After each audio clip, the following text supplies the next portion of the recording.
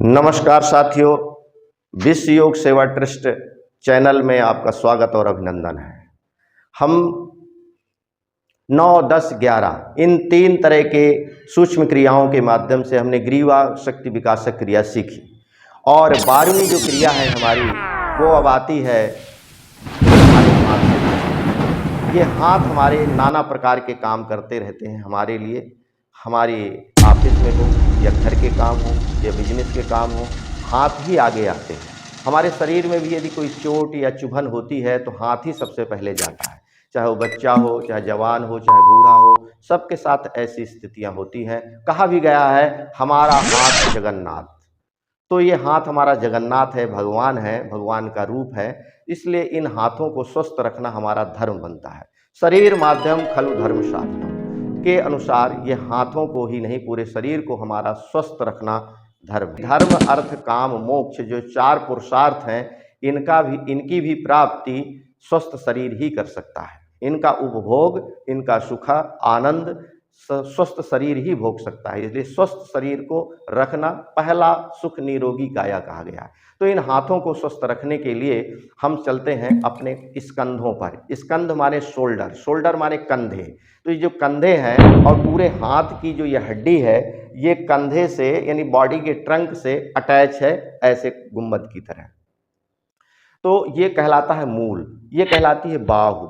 बाहु मूल शक्ति विकासक क्रिया किसके लिए? स्कंध के लिए। स्कंध माने कंधे के लिए, तो इसका नाम पड़ा स्कंध बाहु मूल शक्ति विकासक क्रिया।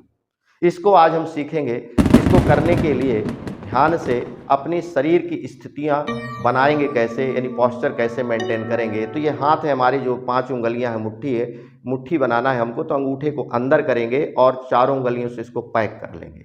तो इसका जो कर पृष्ठ है, बाहरी भाग आगे की ओर रहेगा, उंगलियां पीछे की ओर रहेंगे और जो एल्बो है हमारा स्ट्रेट रहेगा, सीधा। ये हाथ टेढ़ा नहीं करना है और ऊपर नीचे करते समय भी हाथ सीधा रहेगा। केवल कंधे से हमारा ये हाथ ऊपर नीचे होगा इस क्रिया में। अब इसमें ये इस क्रिया, इस पॉस्चर के बाद यानी इस स्थिति के बाद दूसरी क्रिया है अपने सिर की। तो अपने जीभ को कौवे की चोंच की तरह बना करके सांस भरते हुए पीछे की तरफ ले जाना है। ये 8 काउंट तक करेंगे, मन में गिनती दोहराते हुए 8 अंकों की सांस को भरेंगे। भरने के बाद धीरे धीरे गर्दन को सामने लाएंगे, जीभ को अंदर करके, सांस को होल्ड करके, और ये होल्डिंग 32 अंकों तक मन में होगी। और होल्ड किए हुए अपने कंधों को ऊपर नीचे चलाना होगा, जितनी बार चला सकें जल्दी जल्दी चलाना होगा। कोहनी से हाथ मुड़ेगा नहीं, हाथ पूरा आगे पीछे हिलेगा नहीं, केवल ऊपर नीचे होगा। तो 32 काउंट तक ये क्रिया करनी है। इसके बाद 32 काउंट के बाद गर्दन को उठाएंगे, 16 अंकों तक सांस को छोड़ेंगे और रिलैक्स करेंगे। यह क्रिया 3 बार दोहरानी होगी। अगर इस अनुपात में किसी को कंफर्ट नहीं लगता है, हमारी सामर्थ्य नहीं बन पाती है, तो इस अनुपात को आप आधा कर सकते हैं। यानी 4 अंकों तक सांस को अंदर लेंगे, 16 अंकों तक उसको रोकेंगे, होल्ड करेंगे और 8 अंकों तक सांस को छोड़ेंगे, तो वो बन जाएगा। तो इस तरीके से हमारी स्कंद क्रिया पूरी होगी। तो चलिए क्रिया को करते हैं। कौवे की तरह चोंच बनाते हैं।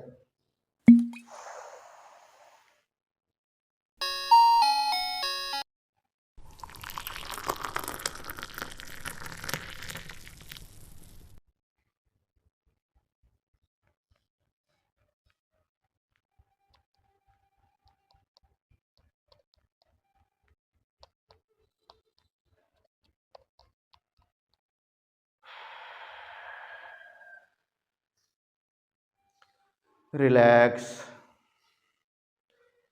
मुट्ठियां खोल दीजिए, हाथ को ढीला छोड़ दीजिए, खंभ की तरह से ताड़ासन में विश्राम कीजिए और कंधों के आसपास भी सकारात्मक परिवर्तन होगा। अभी हमने एक क्रिया की, इसकी लगातार 2 बार इसको 2 चरणों में और करना है, यानी 3 बार क्रिया करने से स्कंध के मूल पर एक सकारात्मक स्फुरणा होगी, कंपन होगा, एक सकारात्मक ऊर्जा का प्रवाह होगा और हमारे एक कंधों में एक शक्ति का एहसास होगा, ऊर्जा का एहसास होगा और काम करने में उसका प्रभाव दिखाई देगा। तो ये थी हमारी स्कंध तथा बाहुमूल शक्ति विकासक क्रिया। इसका गर्दन पर भी असर पड़ता है, यानी गर्दन भी हमारी हमारी नेक भी सुंदर सुडौल हष्ट-पुष्ट बनती है इस क्रिया से। तो कंधे तो इस हमारे सुंदर सुडौल हष्ट-पुष्ट बनते ही हैं, इससे दर्द भी मिटता है। जो हमारा दर्द आता है ये एक्चुअली सूक्ष्म योग है। तो सूक्ष्म योग है तो सूक्ष्म तरीके से भी गहराई में उतर करके इस क्रिया का लाभ हमको मिलता है। कंधे की हड्डियाँ, मांसपेशियाँ मजबूत बन करके हमारे कार्यों में सहायता करती हैं। साथियों, धन्यवाद।